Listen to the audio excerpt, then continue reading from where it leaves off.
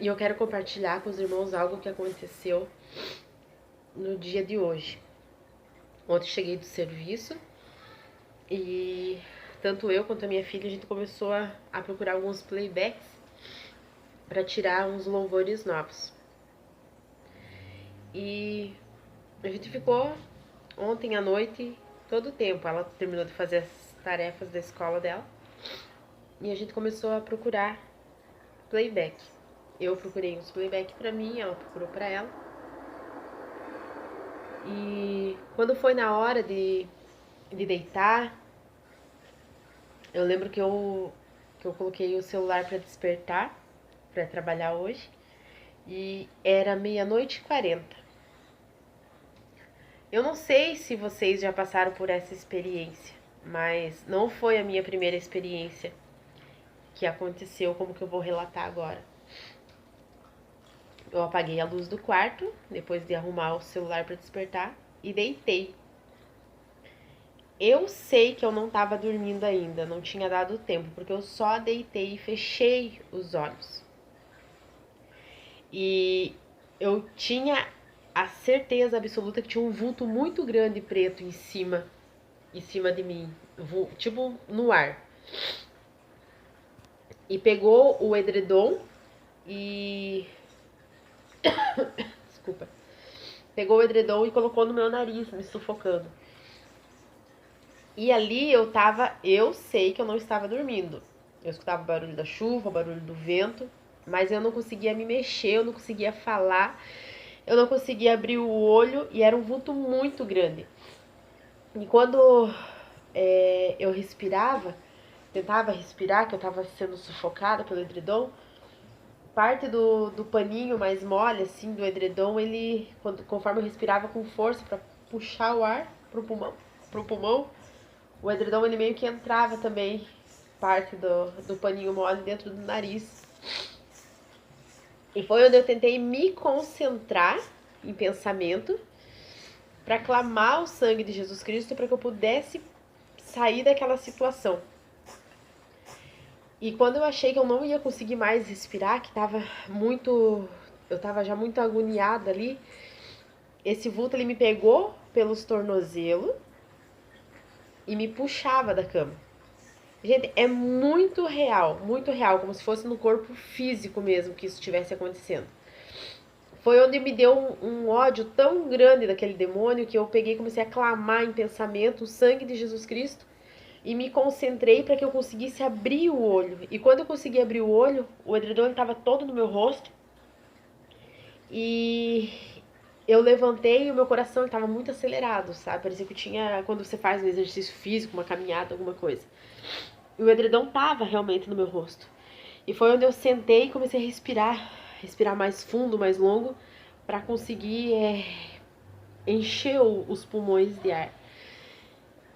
Aí, como tava a casa toda escura, eu peguei, sentei na cama até chegar na parede ali, no interruptor. Acendi a luz e chamei a Isabel. E eu confesso que eu fiquei tão ruim que eu pedi para ela vir dormir comigo. E ela pegou e deitou. Ela deitou e já dormiu. E eu peguei e consegui dormir. Quando foi 7h35, o celular despertou. E eu deixo o celular para despertar às 7h35 e às 8h. Para ter talvez aquela impressão de que eu posso dormir um pouco mais, ou para ir despertando, né, até na hora de levantar. E eu sonhei, eu relatei no último vídeo que eu fiz, um sonho. E hoje eu venho relatar um outro sonho que eu tive. Eu sonhei que eu tava na beira da praia, mais uma vez o sonho com a praia. Eu tava na beira da praia e eu não sei se na cidade de vocês tem, mas aqui onde eu moro tem uns pontos de ônibus que quando eu era criança, por ser em menor estatura, pareciam umas manilhas quebradas no meio, assim, fazia mais ou menos essa forma, assim. Tem o banco de cimento e tem a cobertura do ponto de ônibus. E no meu sonho tinha esse ponto de ônibus na beira do mar. E eu sonhei que tinha uma tomada e disse que eu tava arrumando o cabelo lá naquele ponto de ônibus. E tinha uma das meninas que trabalham comigo que estavam lá, a gente tava conversando. E tava chuva e tava frio E quando eu olho pra trás, vem uma outra moça que também trabalha na loja comigo. E ela tava vindo de um moletom preto com capuz e tava vindo com uma calça preta. Ela tava com a roupa toda preta. Ela tava vindo de bicicleta, pedalava na bicicleta, segurando uma outra bicicleta. E tava com um rapaz. E os dois, eles pegaram e entraram no mar, com roupa e tudo. E eu fiquei pensando, né? Mas tá chovendo, tá frio, o que que ela tá fazendo ali no mar? E do nada apareceram 2 aviões. E eles rodavam como se fosse um parafuso, sabe? Eles rodavam e dava a entender que eles iam cair no mar. Quando eu gritei que eles iam cair no mar, eles começaram a fazer várias manobras e não caíam. E do nada apareceu um outro avião. Esses 2 aviões, eles eram branco como um avião mesmo normal que a gente vê. E esse outro avião que apareceu, ele era tipo um ultraleve antigo. E ele era laranjado e branco. Todo laranjado e branco. Lembrava bastante cone de sinalização, assim, sabe? E ele virou assim, bem de lado, bem rente à água. E no que ele virou, veio uma onda muito grande. Veio uma onda muito grande e falei assim, meu, agora essa onda ela vai engolir o avião. E quando essa onda veio, o avião subiu e essa onda veio e molhou, veio para engolir o ponto de ônibus que a gente tava. E ela abalou a estrutura, sabe? Quando vem a onda muito forte ali, que você vê em vídeos de ressaca do mar. E ela abalou aquela estrutura de concreto do ponto de ônibus. E nisso, essas 2 meninas que trabalham comigo, elas saíram correndo. E eu permaneci naquela estrutura ainda. E eu segurei nessa parte de cima, assim, eu peguei e segurei com as 2 mãos. E a onda veio e ia cair, ia derrubar aquilo lá. Quando eu falei assim, vamos correr, porque tava vindo uma outra onda. Mas quando eu falei, vamos correr, já não deu tempo, porque a onda pegou e engoliu as pessoas, assim, sabe? Arrastou as pessoas. E a impressão que dava é que as ondas, elas iam continuar devastando a cidade. Mas então eu acordei, eu não tive o final desse sonho. Então são coisas assim, irmãos, que o Senhor, ele tem falado conosco, que ele continua falando. Tem coisas que eu vou confessar pra vocês que eu não entendo muito. Por que tava essas 2 moças? Por que uma tava toda de vestimenta preta? Né? Por que dos aviões? Tem muitas coisas assim que eu não entendo. Eu acredito assim que o sinal, que o que o Senhor, ele tá falando há vários dias, há vários anos, porque se vocês forem vendo nos vídeos, acho que esse é o 5º vídeo até que eu falo sobre o sonho que o Senhor me dá do mar engolindo a terra. É algo que acredito que vai acontecer realmente. Agora os detalhes, eu não posso falar pra vocês o que é, às vezes é só um complemento, às vezes não tem nada a ver, ou às vezes tem alguma coisa que o Senhor ainda vai revelar. Mas o que eu posso dizer pra vocês é que vou confessar que acordei bem assustada, até porque o dia hoje tá muito estranho, tá um dia cinza, uma chuva muito forte, tá um vento muito forte, e eu moro aqui a 3 quadras da praia, bem nessa reta aqui da minha janela. Quando a gente abre, independente se é inverno ou verão, vem um vento muito forte, que é o vento do mar, porque eu moro no 2º andar. Então é muito pertinho, eu moro a 3, 4 minutos do mar. E é uma coisa que assusta bastante, você fica bem impressionado quando o sonho é recente, quando você acabou de sonhar.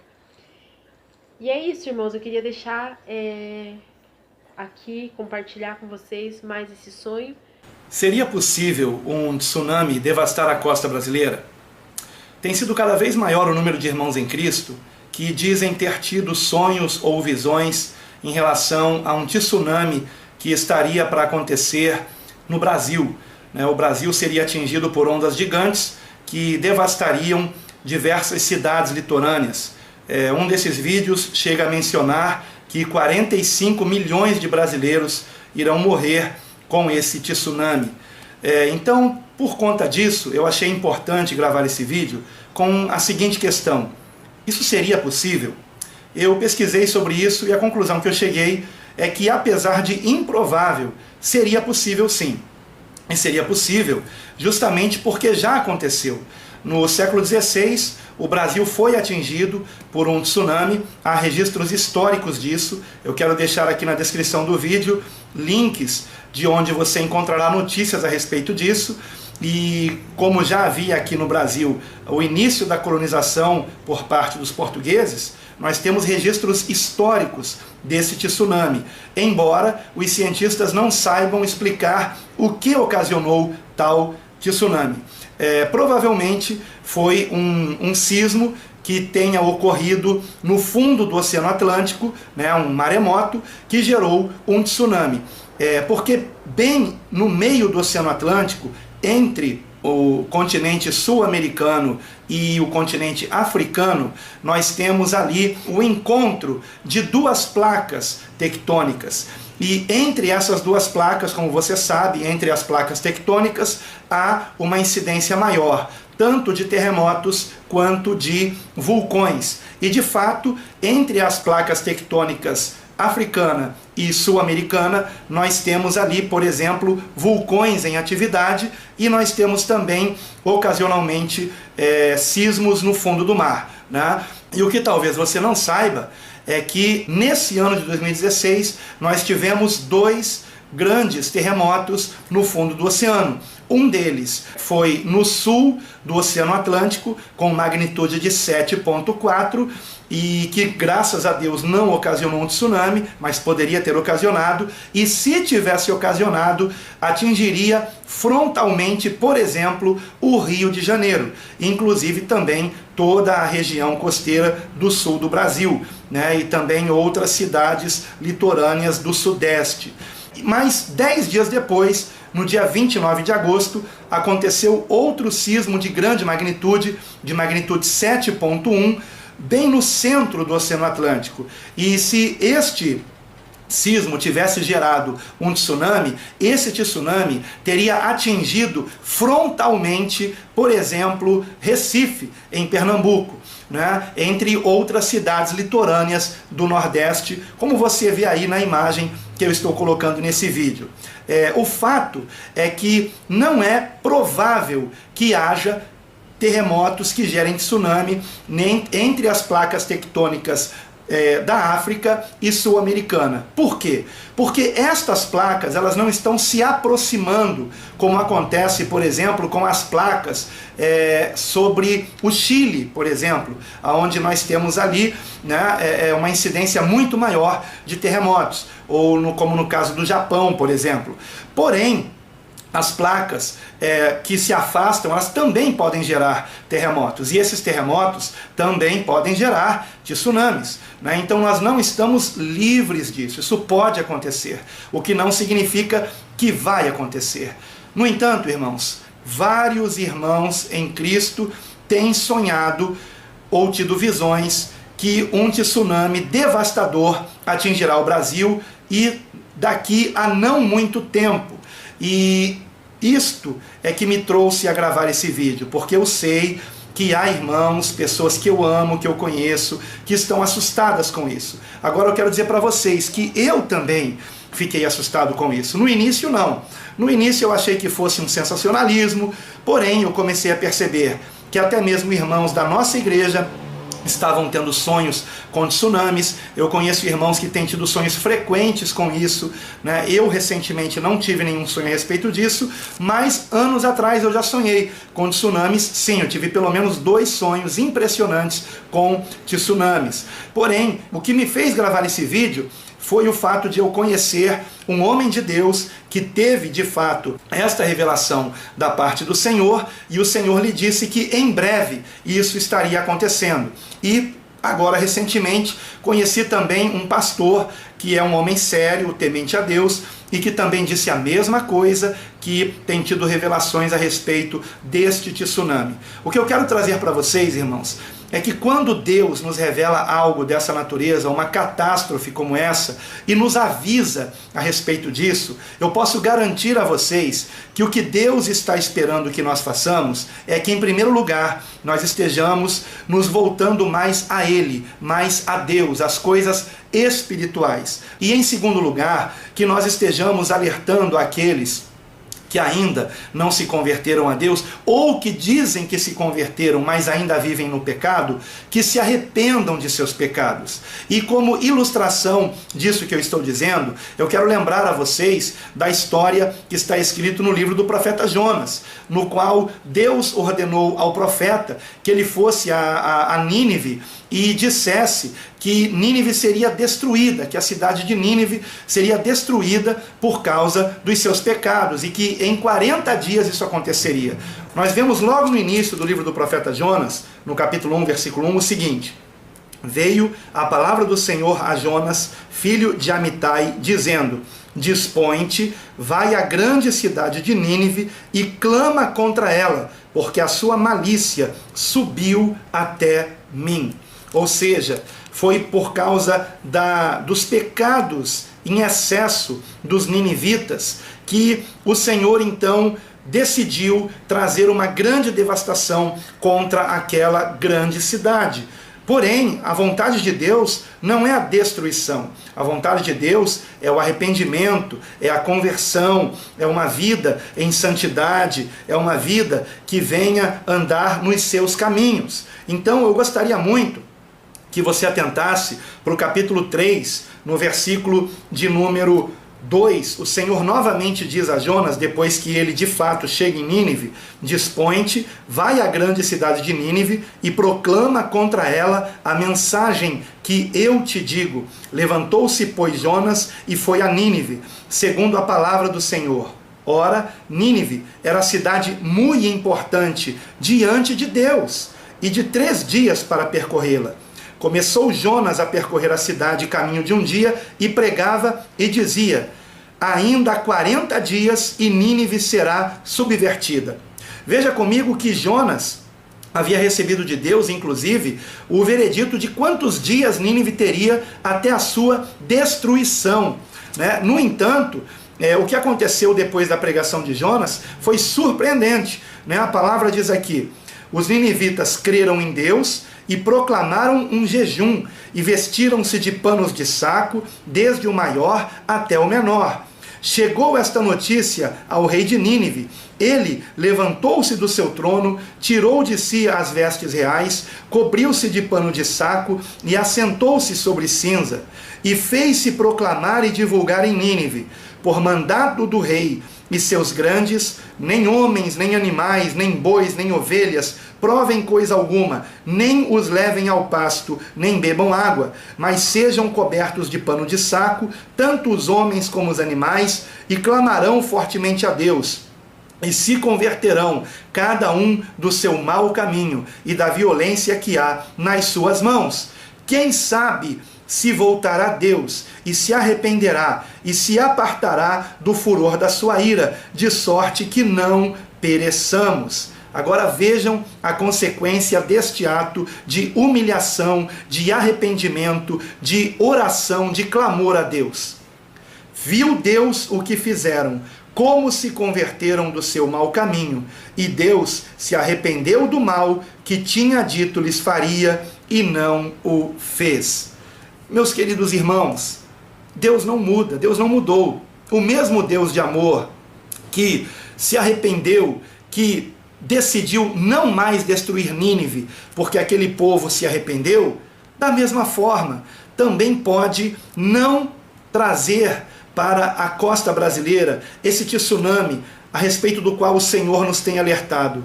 Se nós nos arrependermos de nossos pecados, se nós buscarmos a Deus em quebrantamento e até mesmo com jejuns, eu creio que este grande tsunami pode não acontecer. Pode não acontecer. Mas se não houver arrependimento, se continuarmos brincando de ser crentes, se os pastores não se arrependerem de não estar dando às ovelhas por completo a palavra de Deus, mas pregando apenas o que elas querem ouvir e não o que elas precisam ouvir para se arrependerem, se não houver um conserto, um arrependimento sincero e genuíno por parte da igreja do Senhor, então esse tsunami acontecerá, queridos.